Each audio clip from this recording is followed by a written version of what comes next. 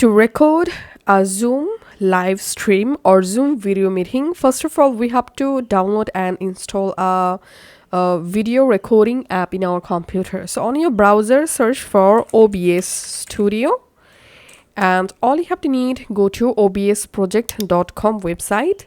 Here, select your operating system, and then the OBS installer will be download, and its file size is 149 megabytes. So just go ahead and install the OBS Studio on your computer.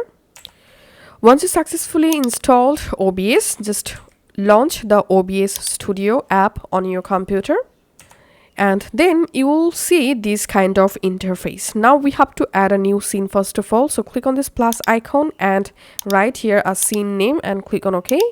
And now we have to add here our sources. Before add source, make sure you have opened or launched your Zoom, and here we can see my dummy meeting. Now all you have to need, just click on this plus icon for sources, and here select window capture, click on OK, and window, click on this drop down, and all you have to need, select Zoom meeting window, and here click on OK. And as you can see, I've successfully added my Zoom meeting window here, and you can also resize your Zoom meeting window just like this.